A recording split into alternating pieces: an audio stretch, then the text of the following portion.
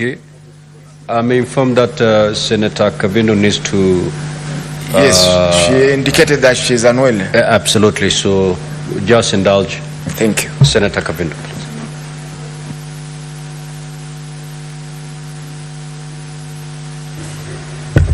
Thank you, Mr. Speaker. Thank you, Mr. Senator Faki, for giving me the opportunity to speak before you.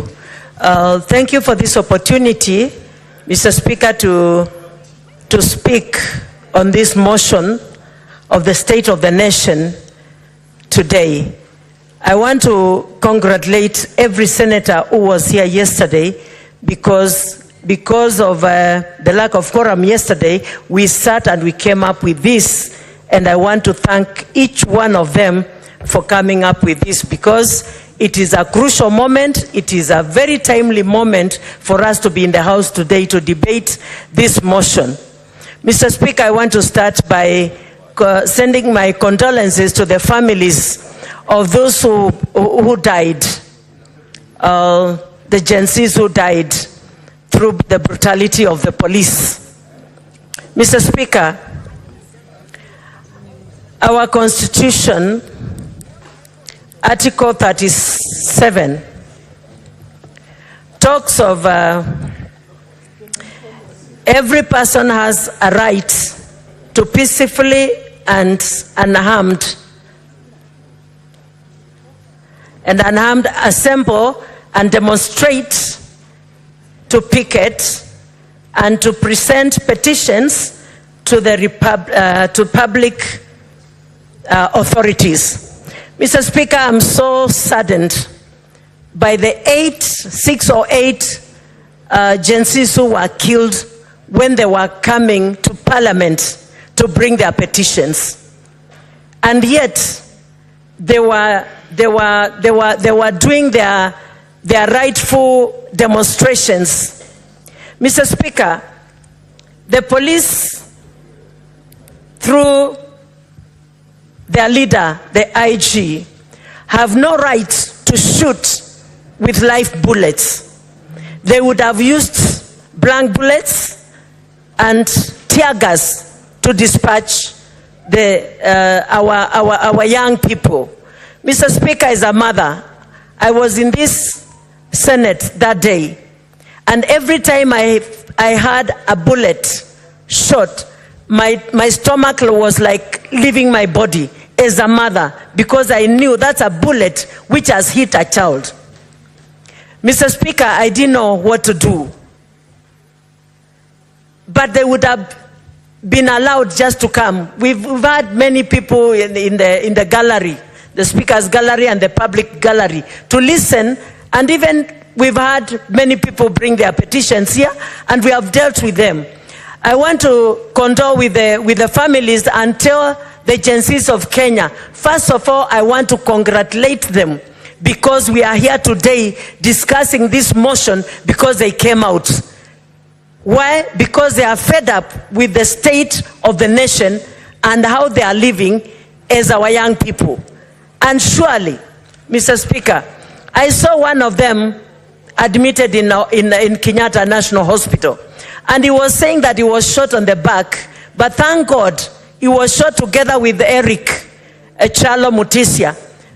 Chalo Mutisia lost his life. But this one survived and he was in a hospital. And he was saying that he's demonstrating because he has been looking for a job for the last 10 years since he graduated. And many of them have even more than 10 years. Mr. Speaker, they have all rights to demonstrate and to ask the government to provide them with jobs. There are ways, Mr. Speaker, of providing these young people with jobs, because 30% of all jobs in the counties, the 47 counties, belong to the youth, women, and people living with disability. If these jobs, together with the national government, are given to them rightfully without partiality, Mr. Speaker, these children will have jobs, even as others do the jobs that they do through the internet. Mr. Speaker, it has become so difficult for our young people even to get police jobs and army jobs. I've heard many of them saying that they've been asked to give bribes to amounts of like 300,000. I've had cases where parents have approached me telling me that they've sold piece of land to bribe for their jobs, for their children to get jobs, and they've not been able to be employed. Mr. Speaker, I want to call upon the President of the country of Kenya, because I know he listens and I know he has humor, to see what he can do to these young people and provide jobs for them. I looked at him the other day as he was being interviewed, and I saw a king without a covering, a naked king. Why? Because he was there, he was being asked questions about people he gave jobs who are not doing their jobs the way they should be doing their jobs, and they were nowhere to be seen. Mr. Speaker, it's a shame. It's a shame. I want to call upon the CSs to take their mandate and do their jobs the way they should do their jobs, and cover the president, because they are there, not covering him as in not failing to do their jobs, but they should do their jobs the way they are mandated to do their jobs. If they do their jobs properly, Mr. Speaker, without corruption, nobody will go to the streets to demonstrate. Mr. Speaker, I want to stand and say, all of us as a country and as a nation, as leaders, we have failed. Because many are the times, even here in the Senate, we take sides on partisan, and we do what our parties are guiding us to do. And we forget that we have been sent here by Kenyans who elected us to come and represent them. And many times we pass even laws that are against them.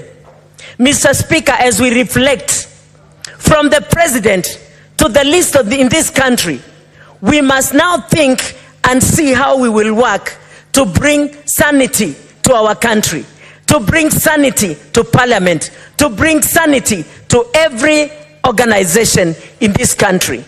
And Mr. Speaker, many of these issues are happening because people are given directions on how to vote. And even when a law is hurting, because of the directions, they still go ahead and vote. And a good example is this bill, 2024 financial bill. The parliament voted yes, and it passed. What happened next? The president failed to sign. Why? Because people were not happy with it. It's a shame, even to the parliament. We should stand and do what is right for the people who send us. I am calling upon the AG and the IPOA to do what is right and bring justice. Mr. Speaker, many are the times, like many of the senators who have gone ahead of me have said, cases of corruption, they are there, they are very clear, but they just disappear somewhere. Cases are taken to courts. Justice is never done. Very few people get justice in Kenya, especially the poor. And they stay at home knowing that I can go to court and this is rightfully mine, especially land issues. They know this is my land, but somebody somewhere has grabbed the land, or the land has been sold to them because they have money. This poor person cannot even dare go to court. Why? Because they know even if they go to court, this person will go and bribe the court and they'll never get justice. I'm dealing with so many cases of land in Machakos, and I know what I'm talking about. It is a high time every institution reflects, and we come back to Namasi and we do what is right for our people if we don't want Kenya to go into the ruins. Mr. Speaker, we are talking here, but I pray and I request that all the discussions that we are discussing here today and the debate is going to go into this motion and is going to be implemented. Mr. Speaker, the young people have said it all through media, social media, but I want to call upon the young people, the Gen Zs. You are free to bring your petitions to this Senate, and we will discuss them and we will implement them. Even if there is nowhere else you can be heard, at the Senate you'll be heard.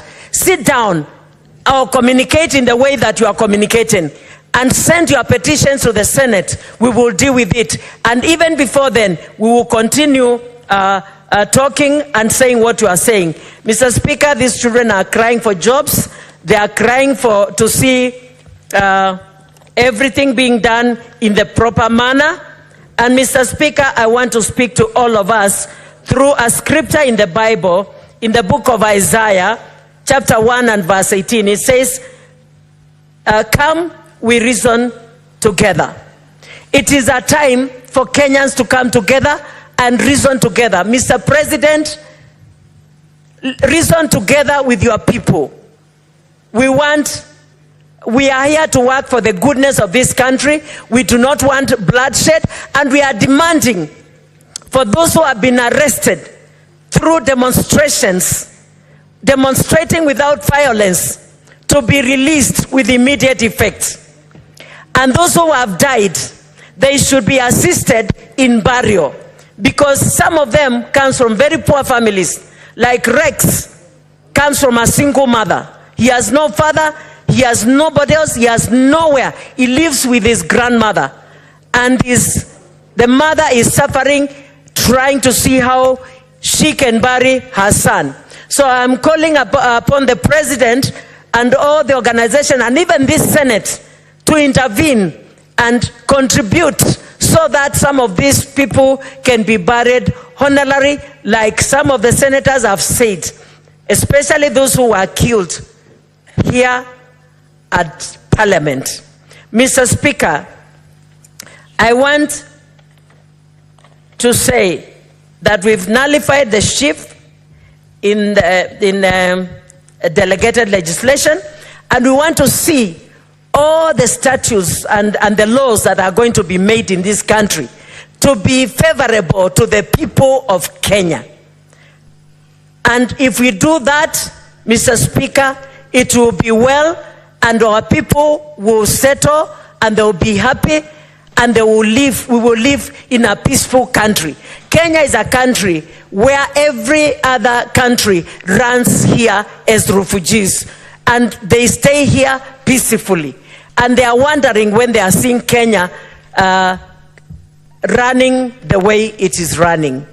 I am calling upon each one of us to reflect, and even as we reflect, let us do the right thing for our people. Thank you, Mr. Speaker. I support. Senator Miraj.